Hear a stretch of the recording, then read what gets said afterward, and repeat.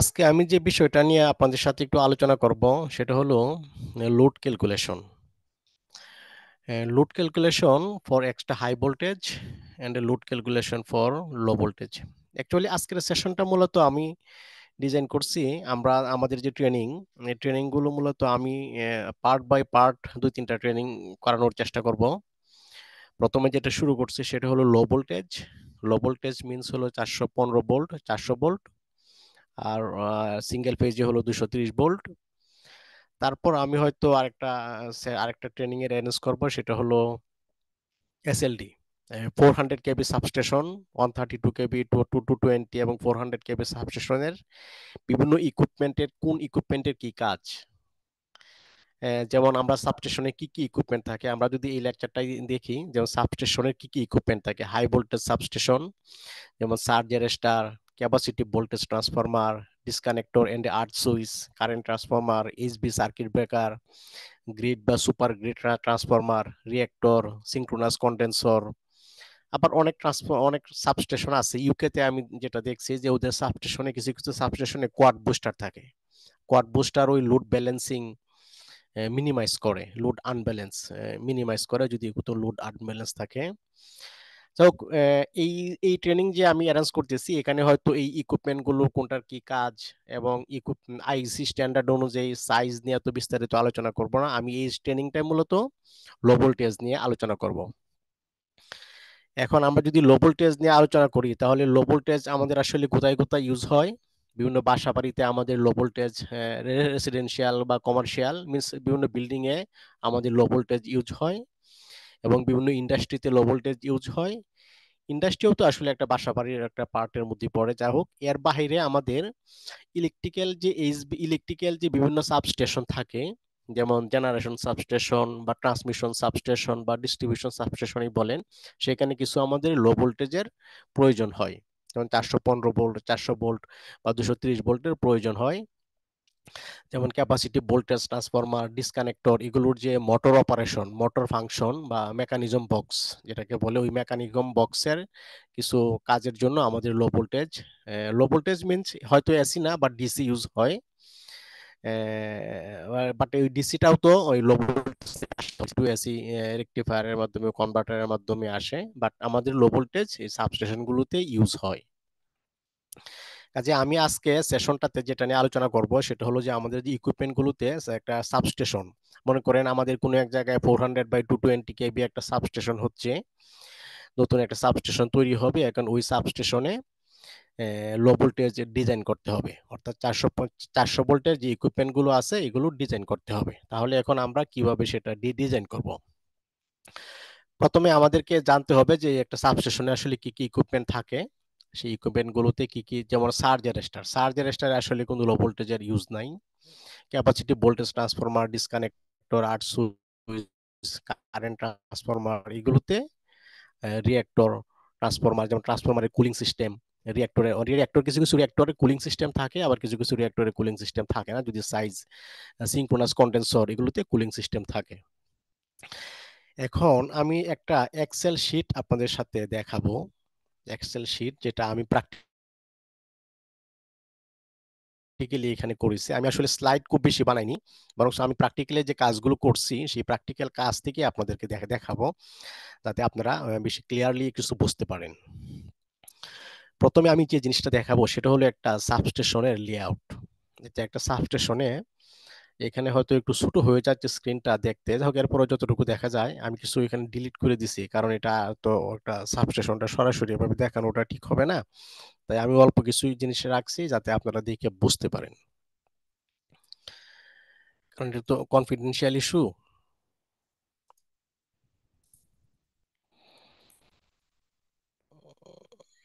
Sorry, ইয়া, মনে করেন এই যে আমাদের একটা ট্রান্সমিশন লাইন। ওকে, এখানে একটা ট্রান্সমিশন লাইনের টাওয়ার, এখান থেকে আমাদের 3 ফেজ আসছে, 3 ফেজ ওভারহেড ট্রান্সমিশন লাইনের মাধ্যমে আসছে। যে প্রথম যে ইকুইপমেন্টটা থাকে সেটা হলো কি, lightning arrester, light LA, right, LA lightning arrester. এই লাইটনিং অ্যারেস্টারকে কিন্তু অনেক সময় সার্জ অ্যারেস্টারও বলে। কখন সার্জ অ্যারেস্টার বলে, কখন লাইটনিং অ্যারেস্টার বলে, এটা হলো সুইচিং ভোল্টেজ। সুইচিং এর কারণে যে ইম্পালস ভোল্টেজটা ক্রিয়েট হয়, সেই ভোল্টেজটা যদি লাইটনিং ভোল্টেজের চেয়ে বেশি হয় তখন সেটাকে সার্জ অ্যারেস্টার বলে। যেমন 400 কেবি সার্কিট ব্রেকার বা 275 কেবি। 275 আমাদের দেশে নাই, বাট ইউকে তে আছে। ইউকে তে আবার 220 কেবি নাই, বাট আমাদের দেশে আছে, ইন্ডিয়াতে, এশিয়ান কান্ট্রিগুলোতে আছে। এই সমস্ত ভোল্টেজ যে সার্কিট ব্রেকার বা ট্রান্সফরমার এনার্জাইজেশনের সময় যে বিভিন্ন সুইচিং এর কারণে যে একটা সার্টেন খুবই অল্প সময়ের জন্য সার্জ ক্রিয়েট হইতে পারে, সেটা অনেক সময় লাইটনিং এর চেয়েও বেশি হয়। সেজন্য 400 কেবি এবং 220 কেবি সাবস্টেশনের ক্ষেত্রে এই এল এ, লাইটনিং অ্যারেস্টারকে এস এ অনেক সময় আপনারা দেখবেন যে বলে এস এ আর কি, মানে সার্জ অ্যারেস্টার বলে। আচ্ছা, যাই হোক, এটা নিয়ে আমি যে সাবস্টেশন নিয়ে ইকুইপমেন্টের কোন ইকুইপমেন্টের কি কাজ বা কিভাবে ইকুইপমেন্টের সাইজিং করতে হয় সেটা নিয়ে যখন ট্রেনিং এর আয়োজন করব তখন হয়তো বিস্তারিত এইভাবে বলবো যে সার্জার স্টারের সাইজ কিভাবে ডিসিশন হয়। মনে করেন যে এখানে একটা পেজ থেকে আরেকটা পেজে যে 4000 সরি 404 মিটার, মানে 4000 মিলিমিটার, যে ডিস্টেন্স গুলো, এগুলো নিয়ে এলো লেআউট, এগুলো একটা অন্য ফাংশন, এটা আমি পরে করব। জাস্ট এখন এটা দেখাচ্ছি কি কি ইকুইপমেন্ট থাকে। যেমন এল এ থাকে, তারপর যে ক্যাপাসিটি ভোল্টেজ, এটা হলো লাইক ডিসকানেক্টর, আর্ট সুইচ, সিবিটি, এই যে এটা হলো সিবিটি, ক্যাপাসিটি ভোল্টেজ ট্রান্সফরমার, তারপর ডিসকানেক্টর, তারপর সিটি, তারপর সার্কিট ব্রেকার, তারপর সার্কিট ব্রেকার হয়ে চলে আসে একটা ডিসকানেক্টরের মাধ্যমে বাসবার, রাইট।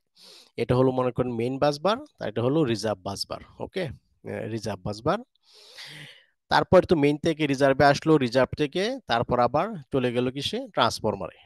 যে এখানে হলো ট্রান্সফরমার, সুপার গ্রিড ট্রান্সফরমার বা গ্রিড ট্রান্সফরমার এরকম, বা আমাদের দেশে মনে হয় ট্রান্সফরমারই বলে। ইউকে তে হাই ভোল্টেজ যেমন 400 কেবি বা 275 কেবি ট্রান্সফরমার হইলে সেটাকে সুপার গ্রিড ট্রান্সফরমার বলে। আর যদি 132 কেবি এবং বিলো যে ট্রান্সফরমার আছে এগুলোকে বলে গ্রিড ট্রান্সফরমার।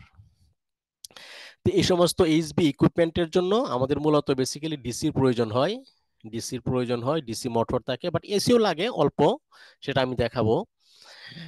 আর ট্রান্সফরমারের ক্ষেত্রে বিশেষ করে যে ট্রান্সফরমারের যে কুলিং ফ্যান, এই কুলিং ফ্যান এবং ট্রান্সফরমারের যে ওয়েল সার্কুলেশনের জন্য যে পাম্প গুলো ইউজ হয় এবং ট্যাপ চেঞ্জার থাকে, ট্যাপ চেঞ্জারের যে মোটর মেকানিজম, এগুলোর জন্য এসির প্রয়োজন হয়। আর এর বাহিরেও আমাদের যে সাবস্টেশন গুলো থাকে, এই সাবস্টেশন গুলোতে আমাদের কিছু রুম থাকে, কিছু বিল্ডিং থাকে। যেমন 110 volt battery room, LBAC supply room, protection room থাকে, টেলিকম রুম থাকে, কন্ট্রোল রুম থাকে, তারপর জেনারেল অফিস রুম থাকে, তাই না, মিটারিং রুম, ওই তো কোনো মেস রুম বা ওয়াশরুম, টয়লেট, চেঞ্জিং রুম, বিভিন্ন ধরনের রুম থাকে। এই রুমগুলোতেও আমাদের এসি সাপ্লাই দিতে হয়। লাইট লাইট ফ্যান, এসি, এগুলোর জন্য আমাদের সাপ্লাই দিতে হয়, রাইট। সো এই যে একটা মনে করেন 400/220 বা 400/132 বা 220/132 কেবি সাবস্টেশনের যে ডিজাইন করতে হলে যে লো ভোল্টেজের যে কি কি ইকুইপমেন্ট থাকে সে সম্পর্কে আমরা আজকে একটু আলোচনা করব। প্রথমে আসি আমি এসজিটি। এসজিটি মানে হলো সুপার গ্রিড ট্রান্সফরমার। ওকে, একটা সুপার গ্রিড ট্রান্সফরমারে কি কি থাকে এগুলোতে আসলে আরেকটু জিনিস দেখায় আমি আমার এই এসেটাতে। এই যে দেখেন ট্রান্সফরমার, এই ট্রান্সফরমারের পাশেই থাকে একটা মার্শা পিআরআর রুম। পিআরআর রুম আর অথবা বিএমকে। বিএমকে মানে হলো বে মার্শালিং কিওস্ক। পিআরআর রুম মানে হলো কি, পোর্টেবল রিলে রুম। এই পোর্টেবল রিলে রুম থাকে বা বিএমকে থাকে, এরকম তো অনেকগুলো ছোট ছোট রুম থাকে। এই বিএমকে গুলো থাকে ছোট ছোট রুম। এই রুমগুলোতে মূলত যে আমাদের যে এখানে এলবিএসসি রুম আছে, এই যে এলবিএসসি রুম যে মেইন বোর্ড, এই বোর্ড থেকে সাপ্লাই গুলো এই পিআরআর রুমে আসে। তারপর এই পিআরআর রুমগুলো থেকে এই যে বিভিন্ন ইকুইপমেন্ট, প্রত্যেকটা ইকুইপমেন্টের সাথে কি থাকে, একটা মেকানিজম বক্স থাকে। মেকানিজম বক্স, এই যে local control cubicle, LCC. LCC মানে হলো কি, লোকাল কন্ট্রোল কিউবিকেল। অনেক সময় এটাকে মেকানিজম বক্স বলে আর কি। মেকানিজম ম্যাক বক্স বা মেকানিজম বক্স। তারপর আবার যে ট্রান্সফরমার, এই ট্রান্সফরমারের সাথে একটা প্যানেল বোর্ড থাকে, একটা মার্শালিং বোর্ড থাকে, মার্শালিং কিওস্ক। এখান থেকে এই ফ্যান বা এগুলো কন্ট্রোল করা হয়। এরপরে ট্যাপ চেঞ্জারের এগুলো এই জিনিসগুলো কন্ট্রোল করা হয়, রাইট। তো এখানে আমি যদি দেখি যে একটা ট্রান্সফরমারের জন্য আসলে এই যে যে মার্শালিং যে পিআরআর পোর্টেবল রিলে রুম থাকে, এখানে আসলে কি কি কাজে সেটা ইউজ হয়। যেমন এইচবি ইকুইপমেন্ট হিটিং, যেমন এইচবি ইকুইপমেন্ট, আমি তো ইউকেতে তো আসলে টেম্পারেচার কম। সো টেম্পারেচার কম হওয়ার কারণে এখানে ওই যে টেম্পারেচার অনেক কম হওয়ার কারণে ইকুইপমেন্টগুলো যে বাইরে থাকে এগুলোর ভিতরে জমাট বেঁধে যেতে পারে। হ্যাঁ, বরফের জমাট বেঁধে, তখন দেখা যাবে এইচবি ইকুইপমেন্ট গুলো যে মেকানিজম বক্স মোটর গুলো হয়তো অপারেট করবে না, সেজন্য ছোট ছোট খুবই স্বল্প সাইজের থাকে, হিটিং সিস্টেম থাকে এগুলোকে একটু গরম রাখার জন্য। তারপরে lighting, power supply 110 volt DC. এরপরে এইচজিটির বান্ড ওয়াটার মানে হলো এই যে এই যে এইচজিটিটা যে সুপার গ্রিড ট্রান্সফরমারটা দেখছেন, এটার যে অয়েল, কোন কারণে যদি অয়েল লিক হয় তাহলে এই অয়েল যাতে চতুর্দিকে ছড়িয়ে পড়তে না পারে, এই জন্য কি করতে হয়, চারপাশে এরকম একটা বান্ড ওয়াল দেয়া থাকে। এই বান্ড ওয়াল দেয়া থাকে এবং এই বান্ড ওয়ালের মধ্যে একটা পাইপ কানেকশন, একটা পাম্পের মাধ্যমে একটা পাইপের কানেকশন থাকে, যাতে এই পানিটা, এখানে কোনো অয়েল বা কোনো পানি জমা হলে সেটাকে মানে মানে রিমুভ করার জন্য আর কি, সরিয়ে ফেলার জন্য একটা মোটর থাকে। এটা হলো সেটাই, এইচজিটি 1 বান্ড ওয়াটার।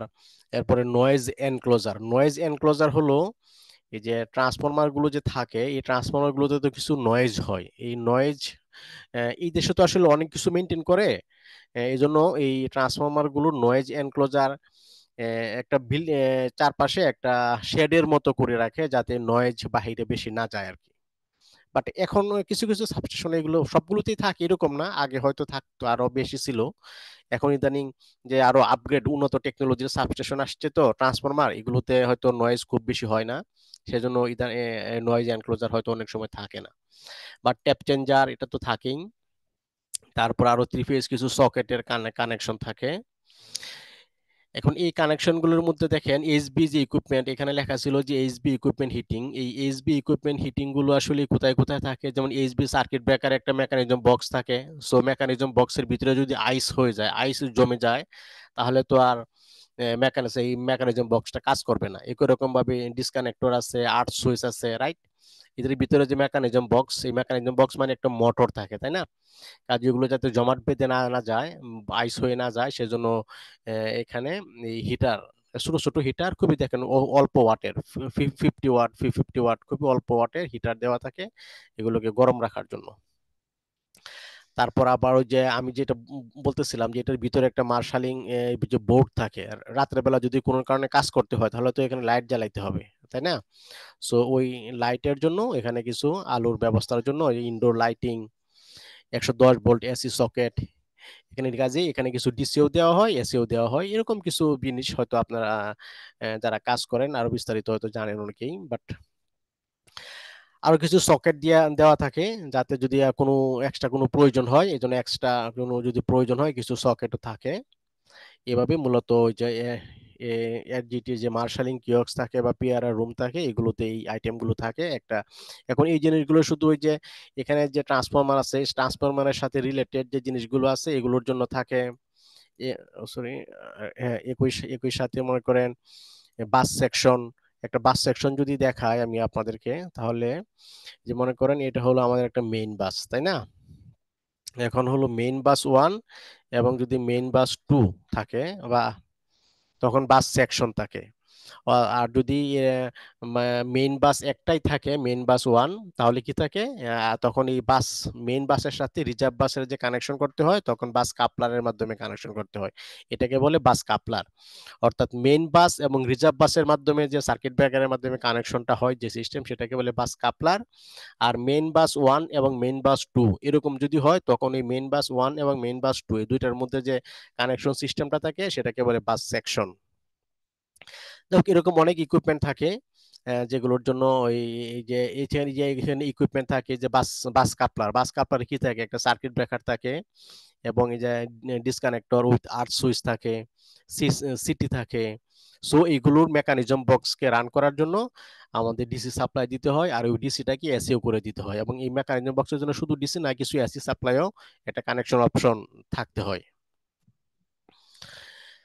তো এই হলো এই মূলত একটা বেসিক আইডিয়া যে আমাদের কি কি একটা সাবস্টেশনে কি কি জিনিস থাকে আর কি, সাবস্টেশনে কি কি ইকুইপমেন্ট থাকে সেটা তো আমি এই স্লাইডটাতে দেখানোর চেষ্টা করছি। তারপর যে ইকুইপমেন্টগুলোর যে কানেকশন, এই কানেকশনগুলো এভাবে তৈরি করতে হয় আর কি, কিভাবে যে ক্যালকুলেশনটা করতে হয়, এই যে ইকুইপমেন্ট নেম, তারপর ভোল্টেজ কত ভোল্টে চলে, ফেজ আর ওয়াই বি, কোন ফেজে আমি কানেকশন দিচ্ছি, কারণ ফেজের একটা ব্যালেন্সিং ও তো মেনটেন করতে হবে। এই যে দেখেন আমি এখানে 9.2 কিলোওয়াট, 9.195, 9.4 কিলোওয়াট, একেবারে 100% তো আর ব্যালেন্সিং করা যায় না, কিছুটা তো আনব্যালেন্স থাকে লো ভোল্টেজে। তারপর ইউটিলাইজেশন ফ্যাক্টর, এখানে আবার পাওয়ার ফ্যাক্টর, তারপর এরকম ভাবে টোটাল লোড একটা ক্যালকুলেট করতে হয়। তারপর বাস সেকশন এরকম ভাবে ফিডার থাকে, ফিডারের জন্য কিছু এইচবি ইকুইপমেন্ট থাকে, ডিসি চার্জ থাকে, সেটার জন্য এই যে এইচবি ফিডারে হয়তো সার্কিট ব্রেকার ডিসকানেক্টর কম থাকে, এই যে ফিডারে আবার সিবিটি থাকে। আপনারা যদি এইচজিটি দেখেন তাহলে এইচজিটিতে দেখবেন এখানে সিবিটি নাই, কারণ এইচজিটিতে তো আসলে সিবিটি নাই, সিবিটি থাকে কোথায়, ইনকামিং ফিডারে, রাইট। তারপর আবার আসলাম এসজিটি অক্সিলারি। এসজিটি অক্সিলারি মানে কি, এসজিটি অক্সিলারি মানে হলো এসজিটির অক্সিলারি যে কিছু রিকোয়ারমেন্ট, অক্সিলারি রিকোয়ারমেন্ট বলতে ওই যে এসজিটির কুলিং সিস্টেমের জন্য যে ফ্যান, কুলিং সিস্টেমের জন্য যে ফ্যান থাকে, সেই ফ্যানগুলো যেমন কোয়ান্টিটি 10টা, অর্থাৎ আমি যে প্রজেক্টের জন্য কাজ করছি সেই প্রজেক্টে যে ট্রান্সফরমার ছিল, সেই ট্রান্সফরমারে হয়তো 10টা ফ্যান ছিল, অনেকটাতে আরো বেশিও থাকে। তারপর আবার পাম্প থাকে, অয়েল সার্কুলেশনের জন্য পাম্প থাকে, মোটর ড্রাইভ। এই মোটর ড্রাইভটা কি, মোটর ড্রাইভটা হলো যে ট্যাপ চেঞ্জার, ট্যাপ চেঞ্জিং এর জন্য যে মেকানিজম বক্স, সেখানে একটা মোটর থাকে। এই মোটরটা সাধারণত 2 কিলোওয়াট, 2 কিলোওয়াট, 2.5 কিলোওয়াট ম্যাক্সিমাম এরকম হয়। তারপর আবার ব্রিদার থাকে, ব্রিদার ব্রিদার থাকে ওই যে ময়েশ্চারের জন্য, ময়েশ্চার যাতে জমতে না পারে, এখন ব্রিদার, সেই ব্রিদারের জন্য ইলেকট্রিক্যাল পাওয়ারের প্রয়োজন হয়। তারপর ইন্টারনাল লাইট এন্ড হিটিং, এটা ইন্টারনাল লাইট এন্ড হিটিংটা হলো আমাদের এই যে ট্রান্সফরমারটা আছে, এটা হলো ট্রান্সফরমারের অক্সিলারি পাওয়ার। অক্সিলারি সিস্টেমটা হলো এখানে যে একটা ট্রান্সফরমার, প্রত্যেকটা ট্রান্সফরমারের সাথে দেখবেন একটা ছোট কেবিনেট থাকে, মার্শালিং কিওস্ক, এমকে, এমকেও যেমন মার্শালিং কিওস্ক, যেমন এখানে আছে না একটা বিএমকে, বিএমকে মানে হলো বে মার্শালিং কিওস্ক, বে মার্শালিং কিওস্ক মানে হলো বাসবার, বাসবার বে মার্শালিং কিওস্ক বাসবারের জন্য। এরকম প্রত্যেকটা ট্রান্সফরমারের সাথেই দেখবেন একটা বক্স থাকে, প্যানেল বক্স, ওই প্যানেল বক্সটাতে যে সাপ্লাই গুলো দিতে হয়, সেই সাপ্লাই গুলো হলো যেগুলো কি কি সাপ্লাই থাকে, internal lighting and heating, breather, আমাদের দেশে হয়তো হিটিং এর জন্য প্রয়োজন হয় না, breather, fan, pump, motor drive, motor drive হলো ট্যাপ চেঞ্জারের জন্য। সো এই জিনিসগুলোর জন্য আমাদেরকে কি করতে হয়, পাওয়ার ক্যালকুলেশন করতে হয়, রাইট। এখন এই জিনিসগুলোর জন্য আমি পাওয়ার যে ক্যালকুলেট করব, মনে করেন ফ্যান, এই ফ্যানের জন্য আসলে কত, এখন এই ফ্যানের জন্য আমি কিভাবে পাওয়ারটা ক্যালকুলেট করব, সেটা হলো আমরা যে কোম্পানির ট্রান্সফরমারটা কিনবো, অর্থাৎ আমরা যে কোম্পানির এসজিটি সুপার গ্রিড ট্রান্সফরমারটা কিনবো, সেই যে ট্রান্সফরমার, ওই ট্রান্সফরমারের ডাটা শিটে এই ইনফরমেশন গুলো আমরা পাবো। অর্থাৎ ওই ট্রান্সফরমারে কি ধরনের ফ্যান ইউজ হয়েছে, ওই ফ্যানের যে রেটিং থাকে, ওই রেটিং গুলো আমরা কোথায় পাবো, ওই ডাটা শিটে। এবং ওই ফ্যানের যে সাথে যে পাম্প ইউজ হয়েছে, ওই পাম্পের বা মোটর ড্রাইভের যে রেটিং গুলো থাকে বা ব্রিদার থাকবে, সেটার ইনফরমেশন গুলো কোথায় থাকবে, ওই যে ওই যে আমরা যে কোম্পানির ট্রান্সফরমার কিনবো, ওই ট্রান্সফরমারের যে ডাটা শিট থাকবে, ওই ডাটা শিট থেকে আমরা এই ইনফরমেশন গুলো নিব, রাইট। এই ইনফরমেশন গুলো নিব, নিয়ে আমরা এগুলো ক্যালকুলেট করব। আর ফিডার, ফিডারের যে মেকানিজম বক্স, এই যে এখানে যে ডিসকানেক্টর 8 সুইচ আছে, এদের যে কত কিলোওয়াট বা কি লাগবে বা কত ওয়াট লাগবে, এগুলো আমরা যে কোম্পানির ইকুইপমেন্ট কিনবো, সেই কোম্পানির ইকুইপমেন্টের যে ডাটা শিট থাকবে, ওই ডাটা শিট থেকে আমরা ইনফরমেশন গুলো নিব। অর্থাৎ আমরা অনুমান করে বা এজিউম করে নেওয়ার কোনো সুযোগ নাই। এগুলো আমরা মানে একুরেটলি এক্স্যাক্টলি কাজ করতে গেলে, তখন আমরা যে কোম্পানির থেকে, আমরা যে কোম্পানির, মনে করেন এখানে একটা সার্কিট ব্রেকার, রাইট, অথবা এই যে এখানে যে ছিল একটা সিবিটি, এই যে হিটার সিবিটি, তখন আমরা যে কোম্পানির সিবিটি কিনবো, ওই যে সিবিটিটা থাকবে, ওই সিবিটির যে ডাটা শিট থাকবে, ওই ডাটা শিটে এটা বলা থাকবে যে তার সিবিটির হিটারের জন্য কতটুকু পাওয়ার পাওয়ার প্রয়োজন, কতটুকু পাওয়ার লাগবে, 50 ওয়াট, এটা খুবই অল্প, ছোট ছোট হিটার থাকে তো, খুবই অল্প পাওয়ার থাকে। এগুলো হলো এইচবি ইকুইপমেন্ট, এইচজিটি, বাস সেকশন, ফিডার, এইচজিটি অক্সিলারি, এগুলো হলো কি, এই যে আমরা ডিসকানেক্টর, ট্যাপ চেঞ্জার, নয়েজ এনক্লোজার যেগুলো বললাম, এগুলো হলো কি এইচবি ইকুইপমেন্ট। এখন এইচবি ইকুইপমেন্ট এর বাইরেও আরো কিছু জিনিস থাকে, যেটা আমরা এখানে দেখলাম। যে এইচবি ইকুইপমেন্টের বাইরেও বিভিন্ন বিল্ডিং থাকে, তাই না? যেমন কি কি বিল্ডিং থাকে, ব্যাটারি রুম থাকে, আর একটু বড় করে যদি দেখায়, ব্যাটারি রুম থাকে, এলবিএসি সাপ্লাই রুম থাকে, প্রোটেকশন রুম। প্রোটেকশন রুম মানে হলো relay room, telecom room, communication room, control room, তাই না? এরকম জেনারেল অফিস বিল্ডিং সহ বিভিন্ন অফিস থাকে। তারপর আবার সিকিউরিটি সিস্টেম থাকে, তাই না? সো সিকিউরিটির জন্য আমাদের কিছু ইলেকট্রিসিটির প্রয়োজন হয়। এই জন্য সিকিউরিটি ডিবির জন্য আমাদের কি কি, যেমন সিকিউরিটি ডিবিতে কি কি আসতে পারে, সিসিটিভি আসতে পারে, অ্যাক্সেস কন্ট্রোল আসতে পারে, ক্যামেরা, ইলেকট্রিক ফেন্স। অর্থাৎ ইলেকট্রিক ফেন্স বলতে যে ফ্যান আমরা সাবস্টেশনের চারপাশে যে বাউন্ডারিটা থাকে, যেখানে যে বেড়া দেওয়া থাকে, ফেন্স, ওইটাতে অনেক সময় ইলেকট্রিক সিস্টেম, লাইটিং সিস্টেম বা এগুলো থাকে আর কি, মনিটর করার জন্য, যে বা ডিটেক্টিং সিস্টেম থাকে, যাতে কেউ আশপাশে কেউ আসতে না পারে বা এরকম আর কি। আচ্ছা, তারপর আর কি থাকে এর বাইরে? আরো আমাদের যে বিল্ডিং গুলো থাকে, বিল্ডিং গুলোতে দেখেন এই যে ব্যাটারি রুম, ব্যাটারি যে থাকে, ওই ব্যাটারি থেকে এক ধরনের গ্যাস, ব্যাটারি যখন চার্জ হয় তখন এক ধরনের গ্যাস ওখান থেকে ইয়ে হয়, জেনারেট হয়। ওই গ্যাসগুলোকে ওমিট করার জন্য আবার কিছু ইকুইপমেন্ট ইউজ হয়, লাইট হিটার, ওই ইকুইপমেন্ট থাকে। যে তারপর ব্যাটারি রুমের লাইটিং, ব্যাটারি রুমের ফ্যান, রাইট, এলবিএসি রুমে লাইটিং, ফ্যান, এসি, এটা যে যে ইকুইপমেন্ট গুলো থাকে, এগুলো আমরা যে সাবস্টেশনে কাজ করব, ওই সাবস্টেশনের যে রিকোয়ারমেন্ট থাকবে ওখান থেকে আমরা এই ইনফরমেশন গুলো নিয়ে নিব। আর এই বিল্ডিং গুলোতে তো সাধারণত আমাদের দেশের কথা যদি আপনারা প্রেক্ষাপট চিন্তা করেন, তাহলে কি থাকবে? লাইট থাকবে, ফ্যান থাকবে, এসি এয়ার কন্ডিশনিং সিস্টেম থাকবে, এই, তাই না? তারপরে যে মেস রুম মানে হলো ওই যে বিভিন্ন যে রুমগুলো, যতগুলো রুম থাকবে সবগুলো রুমের ইনফরমেশন এখানে নিয়ে আসতে হবে আর কি। এখানে ইএলডিবি 2 মানে হলো এজেন্সিয়াল লাইটিং ডিবি 2, এজেন্সিয়াল লাইটিং ডিবি 1, অর্থাৎ দুইটা বোর্ড, সুইচ বোর্ড ব্যবহার করা হয়েছে আর কি।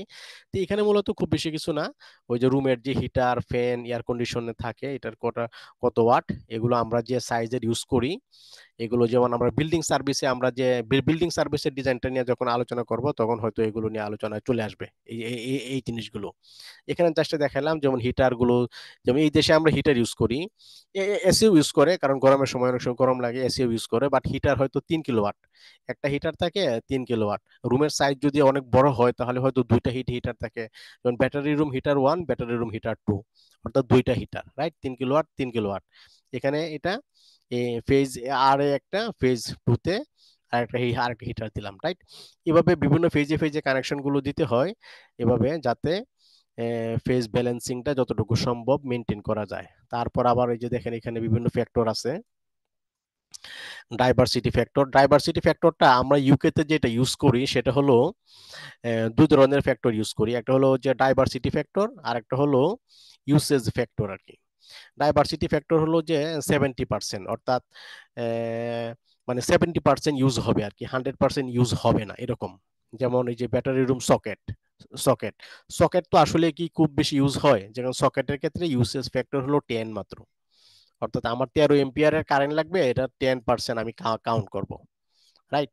এরকম 70%, 10%, এটা হলো গ্রিড, আমরা যে গ্রিড নিয়ে কাজ করব, যেমন ডেসা, ডেসকো, আরইবি বা পিজিসিবি, যে গ্রিড যার সাবস্টেশন নিয়ে কাজ করব, তাদের যে গাইডলাইন থাকবে, সেই গাইডলাইন অনুযায়ী আমরা এই পার্সেন্টেজটা বসাবো আর কি।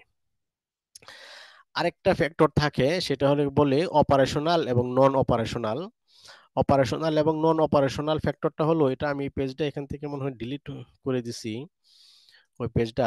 এই অপারেশনাল এবং নন অপারেশনাল সেটা হলো, এখানে যে একটা ইউসেজ ফ্যাক্টর দেখছেন, আর একটা মাল্টিপ্লিকেশন ফ্যাক্টর থাকে, সেটা হলো যে যদি কোনো ইকুইপমেন্ট, যেমন এই যে ইকুইপমেন্ট গুলো আছে, এই ইকুইপমেন্ট গুলো হলো কি এইচবির সাথে রিলেটেড। এইচবি মানে হলো high voltage, right, high voltage, অর্থাৎ যে সমস্ত ইকুইপমেন্ট হাই ভোল্টেজ তাদের অপারেশনাল হলো, মাত্র সবসময় অপারেশনে থাকে। যেমন মনে করেন এই ফ্যান, ফ্যান হয়তো সবসময় চলবে না, বাট এটাকে ধরে নিতে হবে 100% লোড, এটাকে 100% লোডে রাখতে হবে, অর্থাৎ এখানে কোনো মার্জিন ইউজ করা যাবে না, যেটা আমরা এখানে ইউকে তে ফলো করি আর কি। অর্থাৎ এইচবির সাথে যে ইকুইপমেন্ট গুলো থাকবে, এইচবি আইটেম, যেমন এই যে এখানে আমি যেটা দেখাইছি এইচবি ইকুইপমেন্ট, এই ইকুইপমেন্ট গুলোর সাথে যে পাওয়ারটা থাকবে, যে পাওয়ারের কানেকশন থাকবে, এইগুলো সব হবে কি 100% লোড ধরতে হবে, এখানে কোনো ডাইভার্সিটি ফ্যাক্টর ইউজ করা যাবে না। আর এর বাহিরে যেগুলো থাকবে, এর বাহিরে বলতে কোনগুলো, এর বাহিরে বলতে হলো ওই যে বিল্ডিং গুলো থাকে, যে এই বিল্ডিং গুলো তো আর এইচবি, যেমন এই রুমের কোনো একটা লাইট, 5টা লাইট আছে, 4টা লাইট কোনো কারণে জ্বলতেছে না, তাতে কোনো সমস্যা হবে না, 3টা দিয়ে চলে যাবে, তাই না? এগুলো হলো কি নন অপারেশনাল, মানে সাবস্টেশনের যে এইচবি রান করার জন্য এগুলো আসলে এগুলো আসলে জরুরি না আর কি, এরকম নন অপারেশনাল। সো এগুলোর ক্ষেত্রে আমরা 80% ডাইভার্সিটি এখানে ইউজ করি। তো যাই হোক, এখানেও যে এজেন্সিয়াল বোর্ড থেকে এই যে এখান থেকে একটা সামেশন লোড আসছে, এজেন্সিয়াল কি কি লোড আছে, এখান থেকে একটা আসছে লোড, এই যে এখানে এম্পিয়ার রেটিং, চেষ্টা করছি আর কি যাতে ব্যালেন্স 125, 26, 24, একেবারে তো 100% হয় না আসলে মেনটেন ম্যানেজ করাটা, এরকম এটার জন্য আসছে, এরকম প্রত্যেকটার জন্য আসছে, সবকিছু মিলায় আমার এখানে মনে করেন লোড আসছে হলো 432 এম্পিয়ার, রাইট? থ্রি ফেজে, ফেজ এ বি সি, তারপর এভারেজ করলে আসছে এত, তারপর আমার এত যদি এম্পিয়ার হয়, কেবিএ তে নিলে কত আসে, এখানে আমরা 400 ভোল্ট, থ্রি ফেজের জন্য 400 ভোল্ট ধরে যদি আমরা ক্যালকুলেট করি তাহলে আসে 303 কেবিএ। আমরা যদি আবার 20% মার্জিন রাখি যে ভবিষ্যতে আরো বাড়তে পারে লোড, সেক্ষেত্রে কত আসে, 363 কেবিএ। এখন 363 কেবিএ তো ট্রান্সফরমার সাইজ হয়তো নাই, পাওয়া যাবে না, তখন কি করতে হবে, তখন নেক্সট অ্যাভেলেবেল যে সাইজ আছে সেই সাইজ ক্যালকুলেট করতে হবে। যখন আমার ট্রান্সফরমারের সাইজ যদি 400 হয়, এটার এম্পিয়ার রেটিং আসে 555, 577। সো আমার বাস বার রেটিং কত হবে, বাস বার রেটিং নিতে হবে এখানে যে কারেন্টটা আসে তার next available size 600 ampere. Circuit ব্রেকারের সাইজগুলো রেটিং 600, অ্যাভেলেবেল সাইজগুলো নিতে হবে। এখানে হয়তো অনেকেই বলতে পারেন যে আমার কারেন্ট রেটিং 577, আমি 600 এম্পিয়ারের বাস বার কেন নিচ্ছি, আর একটু বেশিও তো নিতে পারতাম, এখানে আসলে তো মার্জিন নাই। আসলে এই দেশে যে ইকুইপমেন্ট গুলো ইউজ হয়, এই ইকুইপমেন্ট গুলো আসলে খুবই অথেন্টিক। অর্থাৎ এই যে বাসবারটা 600 এম্পিয়ার, যদি বলা হয় যে এই বাসবারের রেটিং 600 এম্পিয়ার, তার মানে ওইটা আসলে 600 এম্পিয়ারই নিবে, বেশি নিবে কিন্তু কম না, 600-র কম হবে না, এরকম আর কি, রাইট? কাজে এরা আসলে ওই ক্যালকুলেশনে যেটা আসে মার্জিন যা নেওয়ার এখানে নিয়ে নিছে, এরপরে আর কোন মার্জিন নাই, এরপরে আর কোনো এক্সট্রা নিবে না, রাইট? কারণ এরা এখানে 600 এম্পিয়ার মানে এটা 600 আসবেই, 600 ওই বাসবার 600 এম্পিয়ার এর বেশি কারেন্ট ক্যারি করতে পারবে কিন্তু কম না, এরকম আর কি। কাজে এরা এই দেশে এরকম ভাবে, আসলে এরকমই সব দেশে হওয়া উচিত আর কি, হ্যাঁ। যেমন আমরা যখন বাংলাদেশে একটু ডিজাইন করি আমরা কিন্তু আর একটু বেশি রাখি, কারণ আমাদের আসলে আস্থার একটা অভাব আছে আর কি। আহ, তারপর আমরা এই জেনারেটর, জেনারেটর যখন ডিজাইন করব তখন কিভাবে ডিজাইন করব, জেনারেটরের ডিজাইনের জন্য একটা নতুন ইনফরমেশন দিব, সেটা হয়তো আমাদের দেশে আমি কখনো দেখিনি আর কি, আমি নিজেও কখনো প্র্যাকটিস করিনি আমাদের দেশে, আমি যখন কাজ করছি, কারণ আমরা আসলে ওরকম গাইডলাইন গুলো একটু কম পড়া হয়তো আমাদের, খুব বেশি পড়ি না, কিন্তু এই দেশে তো গাইডলাইনের বাইরে কোনো কিছু ডিজাইন করার সুযোগ নাই। সো যে জিনিসটা ডিজেল লোড তো আমার এটা আসছে সিঙ্গেল ফেজ, কেবি রেটিং এত আসছে 363 আসছে, রাইট? এখানে দেখেন একটা জিনিস, আমার এখানে আসছিল 363, ট্রান্সফরমার নিচ্ছি কত, 400 কেভিএ, বাট আমার জেনারেটরের সাইজ হচ্ছিল 600 কেভিএ এবং প্রাইম রেটিং, আমরা এখানে প্রাইম রেটিং জেনারেটর নিই, প্রাইম রেটিং, প্রাইম রেটিং এর জেনারেটর নেই। জেনারেটরের তো বড় কেন, জেনারেটরের এই দেশে যেটা এরা তো কোড ফলো করে, কোডের বাইরে কিছু যায় না। জেনারেটর ক্যালকুলেশনের সময় যে দেখেন প্রাইম রেটিং এন্ড, ওইখানে লেখা আছে প্রাইম রেটিং এন্ড 70% লোডিং, অর্থাৎ জেনারেটর গুলো এরা 70%-এর বেশি লোডিং করে না। কেন করে না, এটা আইএসও একটা কোড আছে, ওই কোডটা আমার এই মুহূর্তে স্মরণ নাই, আইএসও এর একটা কোড আছে, ওই কোড অনুযায়ী এরা অ্যানালাইসিস রিসার্চ করে দেখছে জেনারেটর গুলো আসলে এভারেজ লোডিং 70% হওয়া উচিত, এর বেশি নয় আর কি। এটা মানে কোন যে কোড গুলো যে আইএসসি বলেন বা ব্রিটিশ স্ট্যান্ডার্ড বলেন, এগুলো তো বিভিন্ন রিসার্চের মাধ্যমে আসছে।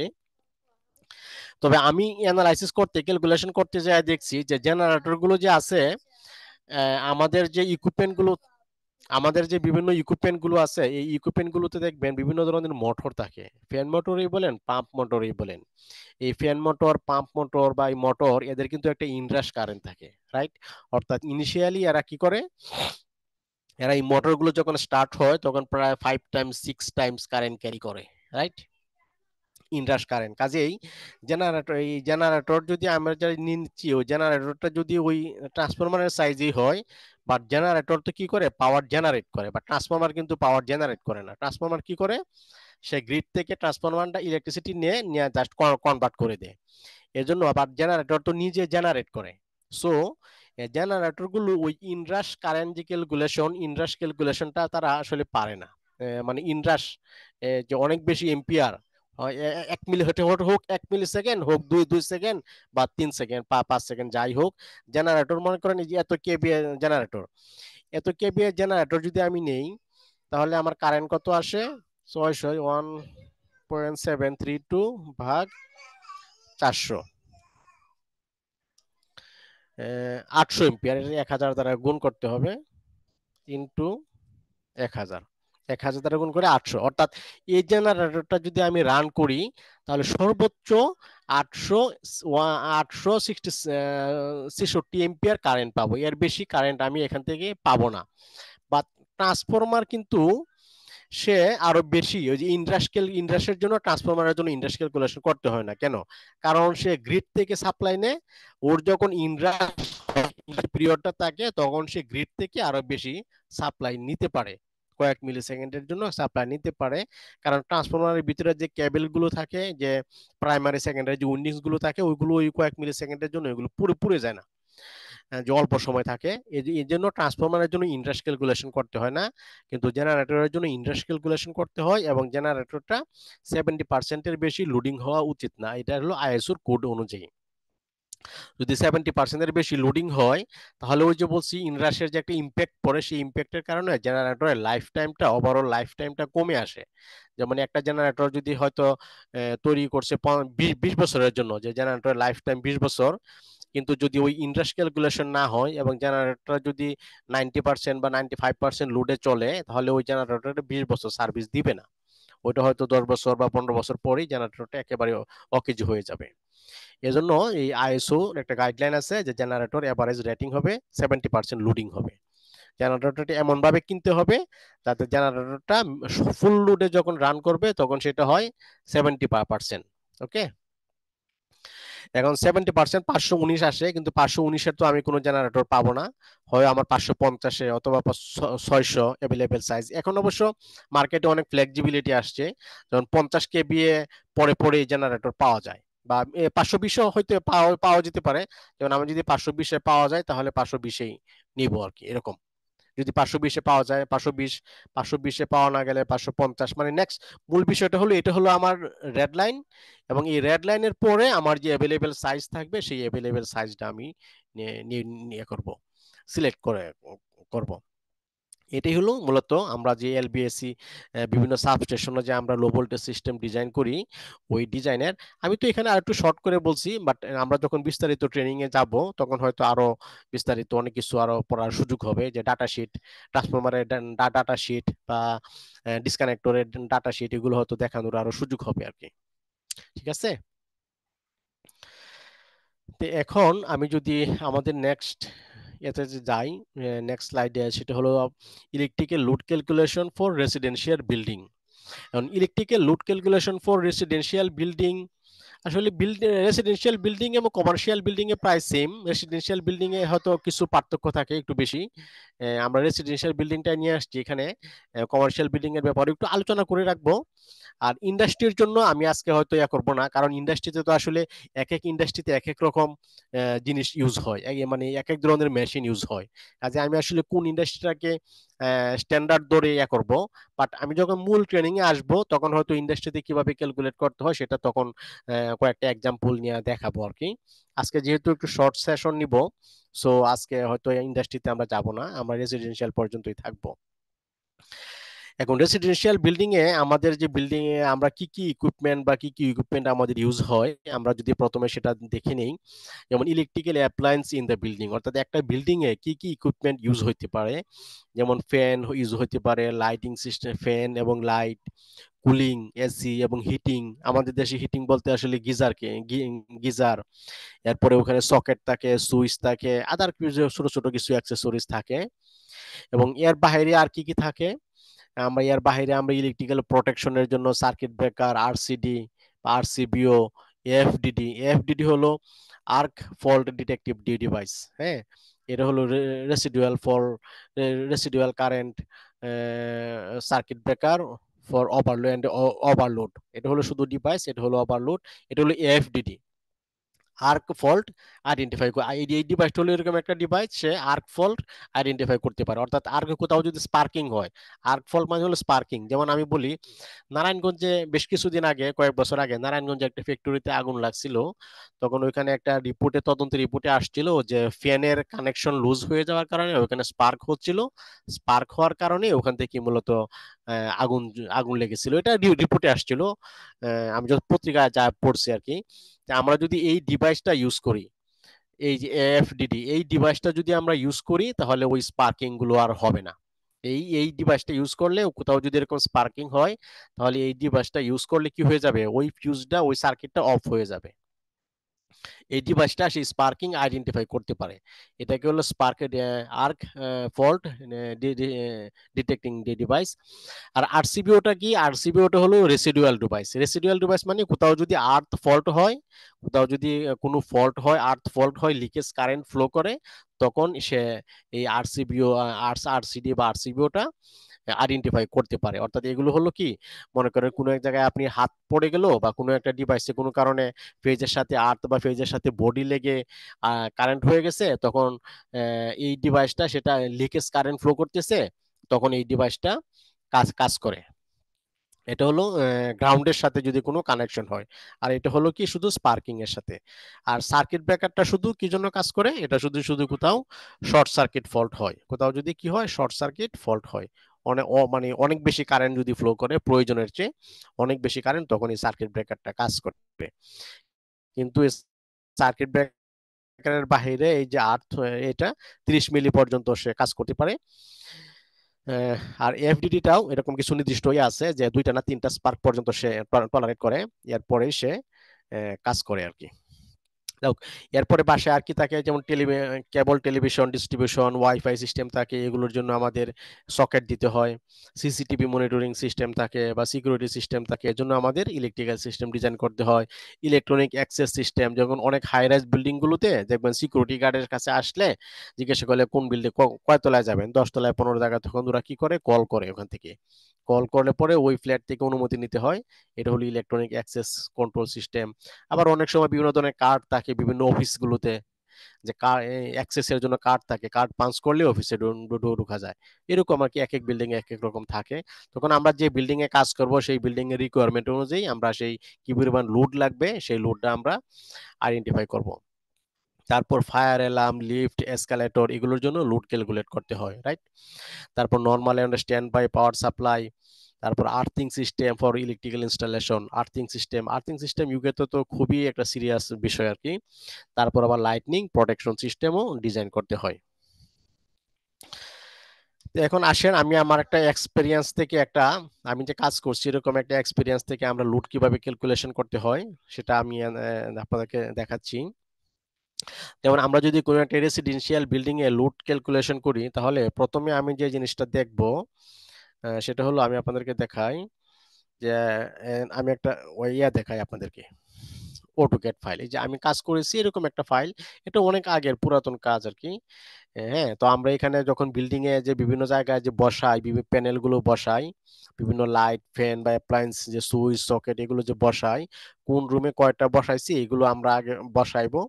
বসানোর পরে আমরা ফাইনালি একটা লোড ক্যালকুলেশন করব।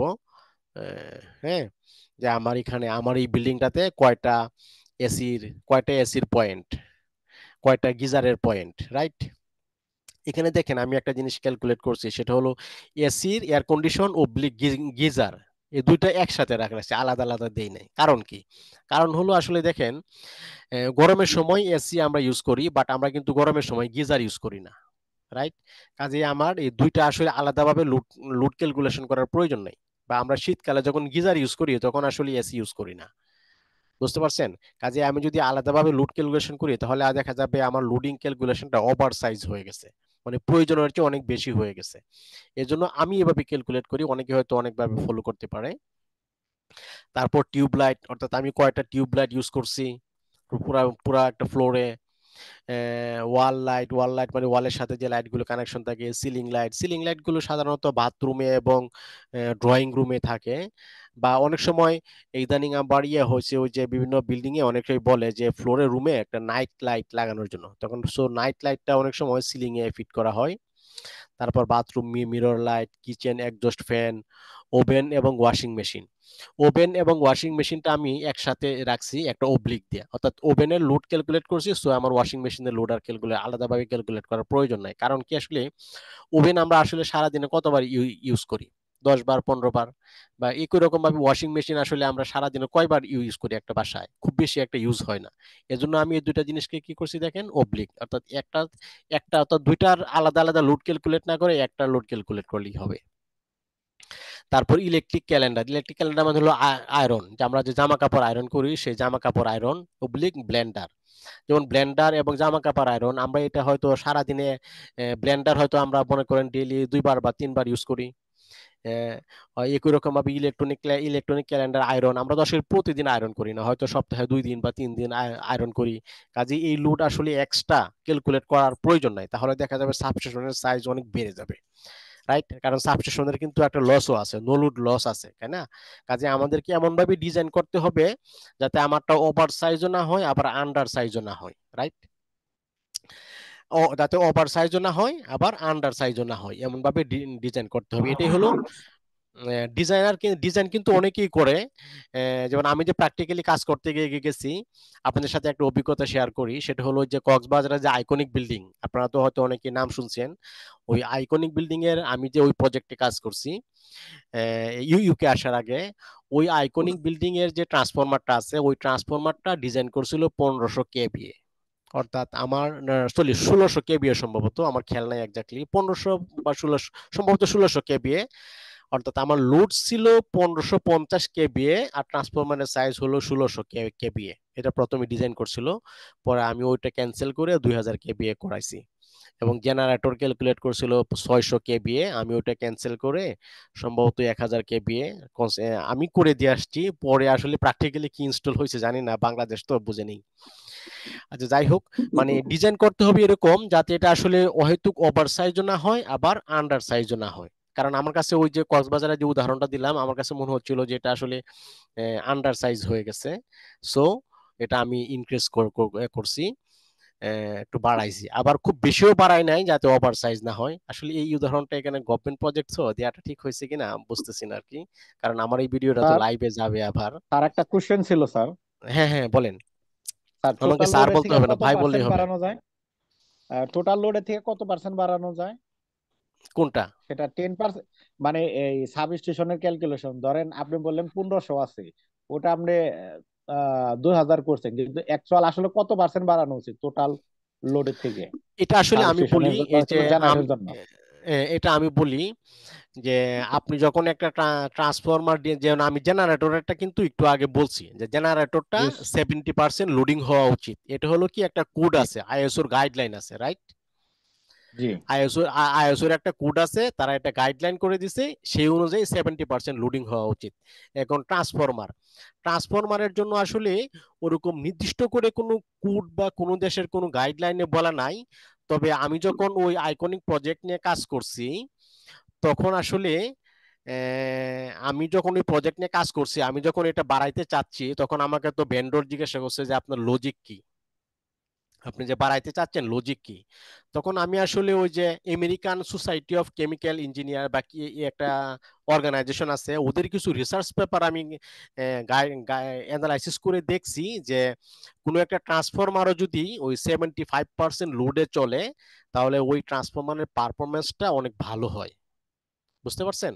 অর্থাৎ ওরা রিসার্চ করে দেখছে যে ট্রান্সফরমারটাও বুঝতে পারছি। 75% লোডে চললে এটার ভালো হয়। বাট ট্রান্সফরমারের এই কারণ এটা ভালো হয়, বাট এটার জন্য কিন্তু ইনরাশ ক্যালকুলেশনের কোনো ইস্যু নাই। বাট জেনারেটরের কিন্তু ইনরাশ ক্যালকুলেশন আছে। যেমন আমি যে জেনারেটরটা আইকনিক বিল্ডিং এর জন্য ডিজাইন করে দিয়ে আসছি 1000, তখন কিন্তু আসলে ওখানে ওরকম ইনরাশ ক্যালকুলেশন আসে নাই। অবশ্যই একটা বিল্ডিং এর ক্ষেত্রে ইনরাশ ক্যালকুলেশন খুব বেশি প্রয়োজন নাই, কারণ বিল্ডিং এ তো আসলে মোটর খুব বেশি নাই। কারণ ইনরাশ লোডটা তো আসলে আসে হলো মোটর থেকে, তাই না? সো আপনারা যখন ইন্ডাস্ট্রির ক্যালকুলেশন করবেন তখন ইন্ডাস্ট্রি ক্যালকুলেশন করতে হবে, এবং ইন্ডাস্ট্রি ক্যালকুলেশনটা কিভাবে করতে হয় সেটা আমি আমার মূল ট্রেনিং এ যখন যাব তখন আমি দেখাবো আর কি আপনাদেরকে। অর্থাৎ আমি লো ভোল্টেজের যে ট্রেনিংটা আজকে যে মাস্টার ক্লাসটা নিচ্ছি, এখানে যে আমার যে ট্রেনিংটা, এই ট্রেনিংটা হলো এরকম আমি আয়োজন করবার আমার ইচ্ছা, যে এই লো ভোল্টেজের ট্রেনিংটা করলে একজন ডিজাইনার ফুলফিলি সে ডিজাইন করতে পারবে, তার আর অন্য কোনো সহযোগিতার প্রয়োজন হবে না আর কি। বুঝতে পারছেন? এটা আর কোনো প্রয়োজন হবে না। যেমন আমি কিন্তু এখানে যে ট্রান্সফরমারের যে সাইজ আমি যে আগে দেখাইছি যে 400 কেভিএ, এখন সাবস্টেশনটাও এই যে 11/4 11/4 কেভি যে সাবস্টেশন, এই সাবস্টেশনটাও আমার কোর্সের মধ্যে আছে। আজকে হয়তো ওই সময় ওইদিকে যাইতে পারবো না, বাট ওই সাবস্টেশনটাও আছে। যেমন ওই সাবস্টেশনটা আমি ডিজাইন করি করি আমি বাংলাদেশে থাকতেও প্র্যাকটিস করতাম এনইসি। এনইসি হলো কি, ন্যাশনাল ইলেকট্রিসিটি কোড, অর্থাৎ এনএফপিও বলে অনেকে, এনএফপিএ 70 বা national electricity code, American code. অর্থাৎ আমি ওই লো ভোল্টেজের জন্য বাংলাদেশে থাকতে ম্যাক্সিমাম ক্ষেত্রে আমি এনএসি ফলো করতাম এবং বিএনবিসি। বাট ইউকেতে আসার পরে আমি ওই ইউকেতে যে BS7671, আমি তো এটার একদম পাস করছি আর কি, সার্টিফাইড ওটার পরীক্ষাতে। এখানে ইউকেতে আপনি যদি কোনো বিল্ডিং এর ডিজাইন করতে যান, ওই BS7671 যদি আপনি পাস করতে না পারেন, আপনার ডিজাইন কেউ অ্যাকসেপ্ট করবে না। আপনার তার ডিজাইন করার রাইট নাই। আপনি ডিজাইন করতে পারবেন কিন্তু কেউ আপনাকে মানে করবে না আর কি, কেউ হায়ার করবে না আপনাকে, এরকম। বাট আমাদের দেশে তো যে কেউ ডিজাইন করতে পারে, মানে আইবি মেম্বার হইলে আর কোনো সমস্যা নাই। কিন্তু এই দেশে প্রত্যেকটা জিনিসের একটা লাইসেন্স থাকতে হয় আর কি। যেমন আমি যখন বিভিন্ন জায়গায় পাশ করার পর চাকরির ইন্টারভিউ দিতে গেছি, তখন আমাকে জিজ্ঞাসা করছে আপনার কি BN76 সার্টিফাইড কিনা। তখন এটা আমি ফার্স্ট অ্যাটেম্পটে পাস করে ফেলছি, আলহামদুলিল্লাহ। তো এই আর কি, এই দেশে ওই কোড অনুযায়ী আমি যখন মূল ট্রেনিং এ যাব তখন ওই কোডেরও কিছু কিছু ইনফরমেশন দিব। যেমন সাবস্টেশনটা আমি কমপ্লিটলি এনইসি অনুযায়ী দিব, আর বিল্ডিং এর যে ডিজাইন গুলো যে বিভিন্ন কোড, এগুলো বিএনবিসি এবং BS7671 অনুযায়ী পড়াবো।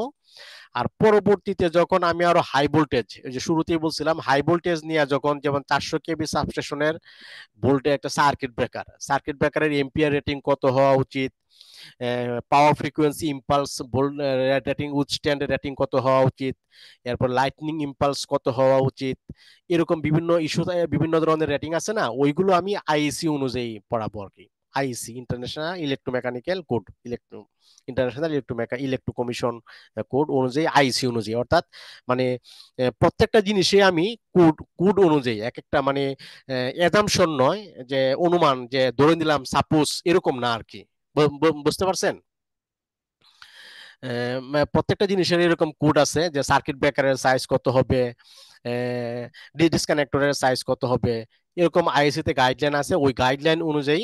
আচ্ছা, সেটা হলো এইচবি ডিজাইনের জন্য যখন আসবে। তারপর আবার আমরা যে লেআউট করি, আমি যে একটা লেআউট দেখাইছি আপনাদেরকে, এই যে এখানে যে একটা লেআউট দেখাইছি, এই যে মনে করেন বাসবার, এই বাসবার থেকে এই বাসবারের দূরত্ব, বা এই বাসবার থেকে এই বাসবারের দূরত্ব, এই যে দেখেন এখানে একটা ইকুইপমেন্ট, এই ইকুইপমেন্ট থেকে এই ইকুইপমেন্টের দূরত্ব, এগুলো কিন্তু এমনিতেই বসায় নাই, এগুলোর পিছনে কি আছে বলেন? একটা গাইডলাইন আছে। গাইডলাইনের চেয়ে একটু বেশি আমরা ফলো করি, বাট গাইডলাইনের চেয়ে আমরা একটু বেশি ফলো করি, এখন কিসের উপর ভিত্তি করে বেশি ফলো করি? বেশি ফলো করার জন্য একটা তো ভিত্তির প্রয়োজন আছে, তাই না? ইচ্ছা মতো দিয়ে দিলে তো আর হবে না, কারণ স্পেসও তো একটা ইস্যু আছে। সো ওই প্রত্যেকটা জিনিসেরই ওইরকম আমি চেষ্টা করবো আর কি, গোটায় গোটায় ইয়া করার জন্য। আচ্ছা, তো যা হোক, এটা আমি শেষ করি। এরকম একটা রেসিডেন্সিয়াল বিল্ডিং এ দেখেন, আমি এখানে কিন্তু কোনো এক্সট্রা লোড ধরি নাই। অর্থাৎ একটা রেসিডেন্সিয়াল বিল্ডিং এ কি কি থাকতে পারে, কি কি চলতে পারে, সবকিছু আমি এখানে নিয়ে নিয়ে আসছি। Table fan, refrigerator, computer, television, এই সবকিছু এখানে নিয়ে আসছি। এরপরেও জাস্ট অল্প 5% বা 10% একটু মার্জিন ধরছি, যারা আসছে কত 8.1 কিলোওয়াট, অর্থাৎ 8125 ওয়াট। এটাকে যদি আমি কিলোওয়াটে নেই, তখন আসবে কি 8.13 কিলোওয়াট।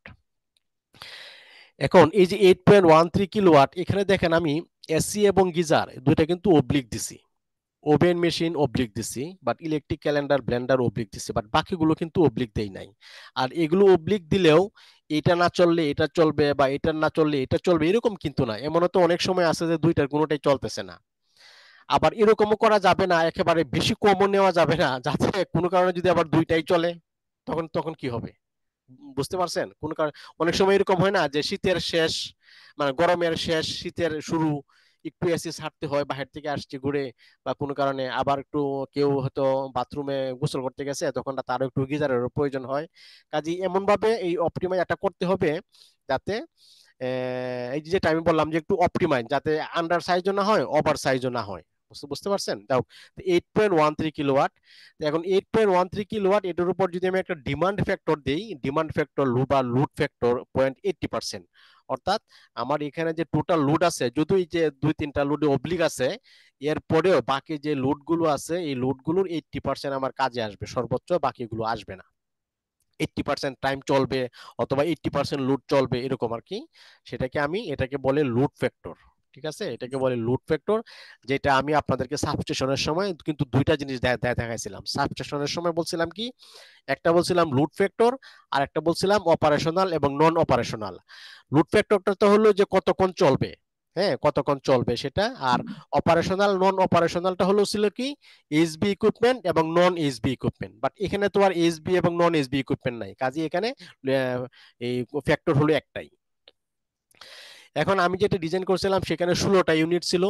তা আমার দেখেন একটা ফ্ল্যাট বা একটা ইউনিটে লোড আসছে 6.5 কিলোওয়াট। 6.5 কিলোওয়াট, আপনি যদি বিভিন্ন বাসা বাড়িতে দেখেন তাহলে দেখবেন 5 কিলোওয়াট। আমাদের যে ডেসা বা ডেস্কো এরাও কিন্তু 5 কিলোওয়াটেরই দেয়। কিন্তু আপনি যদি একটু গুলশান বনানী বা একটু ভালো এরিয়াতে করেন, তাহলে ওরা কিন্তু একটু বেশি অ্যাসিড ইউজ করে, তো গিজার টিজার একটু বেশি প্রয়োজন হয়।